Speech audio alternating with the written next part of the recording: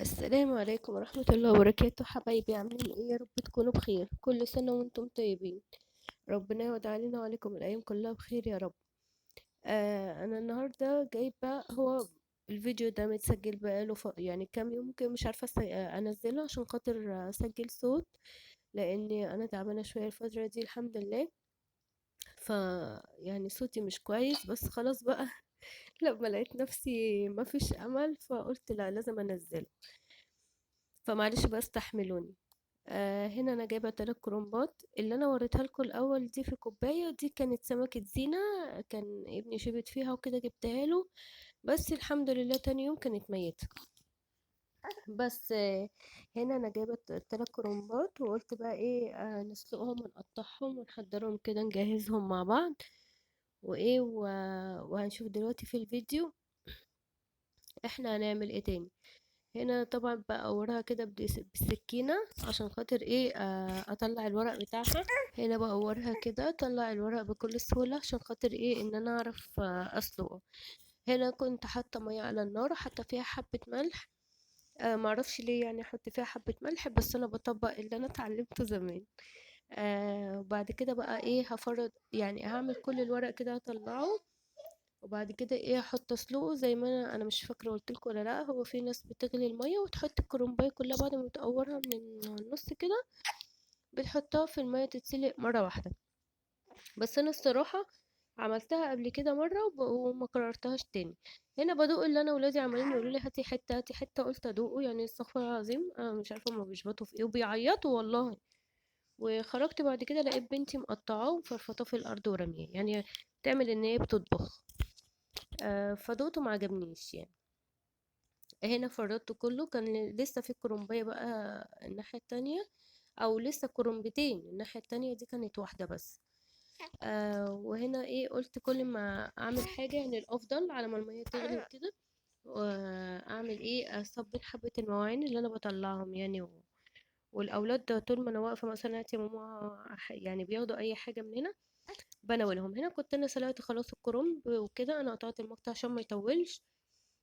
هنا جبت ايه، كان معايا شنطتين طماطم، انا مش فاكره الصراحه دول كانوا قد ايه، بس انا كنت بطلع منهم اللي هي الطماطم الطريه. قلت ان انا اعصرها واضربها وكده برضه تبقى جاهزه معايا.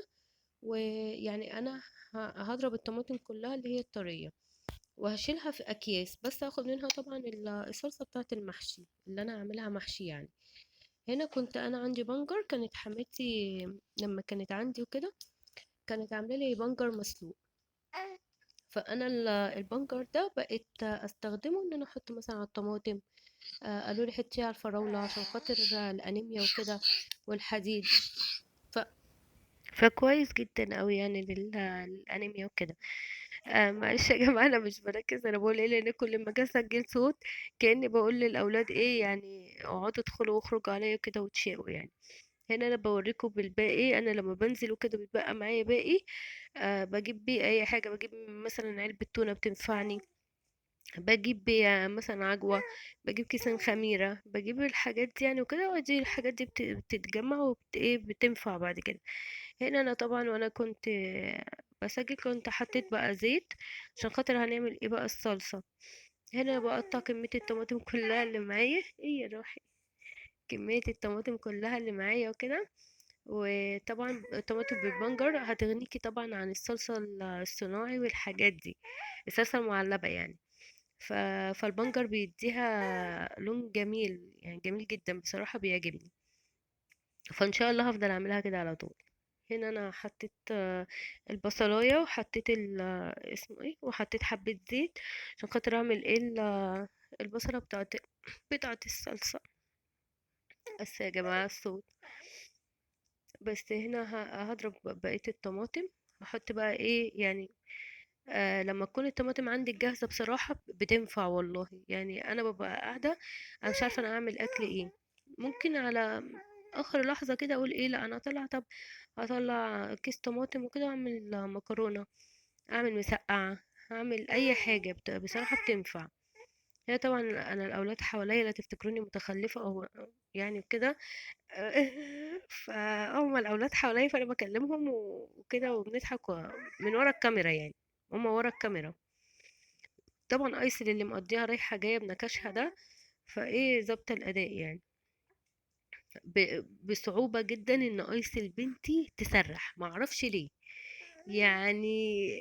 تعمل كل حاجة الا التسريح. التسريح بتجنني. مش بتسرح بالعافية، وبتقعد تصوت معرفش ليه.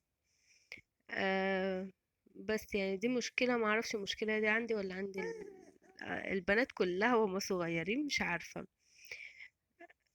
هنا حاملة مية، حطها على على يعني عاملة الحلة مية وكده، وحطها على النار.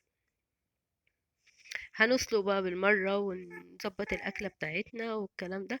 هيبقى فاضل بس إن أنا هحشي. الله يرحمهم الحاجات الصيني اللي أنا شلتها دي دلوقتي هجيبها لكم متكسرة يعني. لأن أنا أصلا أنا مش هقدر إن أنا أكمل الفيديو كله دلوقتي. فأنا هفصله يعني. أنا هيجيني هبوط دلوقتي وهدوخ، ومش هقدر إن أنا أكمل. يعني انا الفتره دي انتوا عارفين طبعا التعب اللي عندي وعندي مشاكل وكده، ما بقدرش ان انا اعمل حاجه دايركت مره واحده. فاللي انا بقدر اعمله بعمله كده. وبعد كده يعني ايه باخد بريك، وممكن اكمل بعديها بشويه لما برتاح وبفوق. وممكن ان انا ما اكملش، اكمل بعديها ايه تاني يوم وكده. فده فعلا اللي حصل معايا، ان انا ما قدرتش. انا جهزت وكده، وجيت في الاواخر ما قدرتش ان انا ايه اكمل. اهو هنا ده كده. يوم بعده هنا انا يعني مش عارفه، انا بس اللي كده ولا ايه. احنا نجيب اليميش، ممكن يخلص قبل رمضان، يا يخلص اول يوم رمضان، يا يخلص قبل رمضان. هنا انا كنت عماله اكسر لهم بقى عين جمل، جايبين لي ما عنديش حاجه اكسر بيها، فبكسر بالايد اللي انا بدق بيها الطوب. هنا بقى بقطع كده الورق بصراحه. يعني انت عارفه اول ما تسلقي بجد والله، حطي الاول الصلصه. انا بعمل كده، بس انا جايبه لكم ايه الصلصه بعد الكرنب. لا، هي الصلصه انا عاملاها قبلي. انا عامله الصلصه، عملت الصلصه. وبعد كده وانا بعمل الصلصه حطيت الميه وسلقت الكرنب. وكل اللي انا بطلعه حتى يعني انا مش عارفه انا جبت لكم لا. بص انا هنا كده خلصته. فكل اللي انا بطلعه بقطعه واجهزه كده واعمل يعني ايه قطعي اول باول. هنا انا معايا نص كيلو بفتيك. قلت برضو ايه، انا بصوا اي لحمه انا بجيبها ما عدا المفروم طبعا. اي لحمه انا بجيبها لازم اغسلها. ما اعرفش ده صح غلط، انا لازم اغسلها. انا بقرف. حتى لو يعني في ناس كتير بتقول ما بتتغسلش وكده، انا الصراحه ما بعرفش. انا نفسي بقرف. لازم اغسل الحاجه. هنا لقيتها ايه السمك بتاعها عريض يعني. فقلت ايه انا هدقها وكده، بوريكم السمك بتاعها. فدقها ما تدقيش كده ايه جامد قوي لا يعني. طبطبي عليها كده بالمدق من جوه لبره. هتلاقي ان هي بقت ترفع شويه كده. طبعا القطعه بقت كبيره، فانا هقسمها نصين. ف وايه وانا هتبله بحيث ان هو يبقى جاهز معايا. يا دوبك ان انا ايه اطلعه واعمل على طول يعني وكده. والله العظيم يا جماعه بيوفر علينا حاجات كتير. لان هنا مثلا في الجزء الاول انا كنت واقفه عملت الصلصه وعملت الكرنب كله سلقته. وانا بسلقه كنت بقطع، مش بقطعه بقى كده زي ما انا قطعته معاكم، لا كنت بقطع الحتت اللي هي الناشفه دي، العرق ده الكبير. كنت بقطعه عشان مش بستخدمه. كنت بقطعه كده وبرميه. وباخد طبعا انا ما قدرتش بقى اكمل. فلميته كله من غير العرق ده وحطيته ايه في التلاجة. وتاني يوم كملت كده زي ما انتوا شايفين، بقيت اقطع واعمل معاكم. وهنا ايه جبت بضايه. هو اصلا البفتيك ما بتحطش عليه غير البضايه وفلفل اسود والملح. وانا طبعا كنت بدخل فيه طبعا، ما اعرفش اقلبه انا زي المعالق والكلام ده كله. انا متعوده، احنا متعودين ان احنا ما بنتبل حاجه بنعملها بايدينا. بندخل بقى البيض والحاجات دي جواه وبنتبله كويس كده. وبعد كده اخدته وشيلته في الفريزر. هنا بكمل طبعا، خلصت المواعين كده وانا واقفه. طبعا اول باول خلي ايدك في المطبخ. وايه خدوا بالكم بس الصينيه اللبني دي كانت محطوطه ازاي، وقدامها السرافيس بتاعتي. بس انا اسكت لا، لازم احط التاتش بتاعي. ايه يا كوكو؟ ايه كوكو بتقول لكم كل سنه وانتم طيبين. صح يا كوكو؟ احلى رمضان عشان انت فيه والله. انتي راح ماما. هنا بوريكوا، ده كنت انا عامله زبادي وكده، بس محمد ابني خده يعني من ورايا وكده، راح حطه في الفريزر. فانا جايه سبحان الله يعني ببص فيه كده بدوق لقيته متلج. ف فقفلني يعني. هنا انا اولادي لازم ما اعرفش ليه بيعملوا كده، ما اعرفش، بياخدوا الحاجه يحطوها في الفريزر، وبالذات عندي محمد. مروان بيحط الرز بلبن ليه برضو ما اعرفش. ولما انا بكتشف الحكايه دي باخده ما خلوهمش ياكلوا. يعني محمد ده برضو اتظبط وكده وما وما اكلتوش في الاخر الزبادي. اخدته وشلته. ما اكلتهوش وهو كده وهو متلج. انا طبعا أنا ايه بخلص كده المواعين، والله طول ما انت بتعملي كده اول باول كده اعملي حاجتك وانت واقفه، خلصي اكلك. اعملي على قد ما تقدري، ممكن تاخدي بريك وترجعي تاني، بس والله يعني انا عن نفسي قبل التعب ده ما يجيني انا كنت كده بعمل اكلي واصب مواعيني اول باول. ما كانش بيتكوم عليا مواعين. للناس اللي هي بتقول لي انا بكره المواعين وكده، انت اللي بتصعبيها على نفسك عشان بتكركبي كل حاجه على دماغك. لكن جربي كده، اعملي زي ما انا بقول لك كده، ربنا يبارك في عمرك وفي صحتك يا رب. جربي اللي انا بقول لك عليه، هتلاقي نفسك والله مفيش حاجه، والمواعين سهله وجميله عليكي. لكن انا بس الفتره دي الحمد لله رب العالمين يعني هو اللي ممكن ايه اكوم، يعني مش بكوم. اخد بريك وارجع اكمل. لكن انا كنت ادخل المطبخ ما اخرجش من المطبخ الا كله متشطب من اكل المواعين لكله. هنا بص الاولاد داخلين خارجين، ماما هاتي عين جمل، ماما هاتي عين جمل. يعني طول ما انا واقفه كده لغايه لما الحمد لله رب العالمين اليميش خلص. واحنا لسه اول رمضان عمال يوريكوا الزبادي اهو، وهو ايه عمال يلفت في نظري، فانا ايه دلوقتي هروح اشيله منه. هو انا متهيألي رحت اه جم تاني.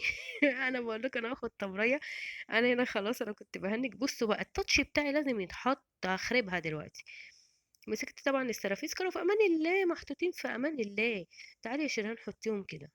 بص ابني بيوريكوا التابلت بتاعه، نزلوا متدشدشين، اقسم بالله حسرة قلب عليكم. كان احسن طقم عندي ماما كانت جايبهولي، وغالي وجميل يعني.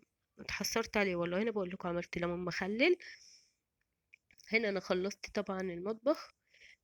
ما كانش فيه اي حاجة تاني خلاص. انا هعمل بقى البوتاجاز وكده. والصراحة الارض يعني انا ممكن اكنسها، لكن عند المسح وكده ما بعرفش امسحها. يعني لازم يا المساحة يا اما مروان، ربنا يا رب يبارك في عمره يا رب وينجحه يا رب بحق الايام المفترجة. عشان هو في سنة رابعة، ونفسي يا رب افرح بيه كده واشوفه احسن واحد في الدنيا هو واخواته يا رب. بيجي الصراحة هو يمسح لي المطبخ، وساعات كان بيعمل لي البوتاجاز. بس انا لما اكون بصور ربنا بيقدرني كده معرفش ليه وبتنشط واحب ان انا اعمل حاجات معاكم. بس عند الارض الصراحة ما قدرتش ان انا ايه اكملها. هنا عمالة طبعا متحسرة عليهم. هفضل متحسرة عليهم. انا بقول لكم خلاص انا خلصت. هنا يا جماعة انا عملت محشي وعملت كام حتة بفتك على قدي انا والاولاد. ابو مروان ما بيبقاش بيفطر معانا يعني. ربنا يجيبه بالسلامة. واشوفكم على خير، وكل سنة وانتم طيبين.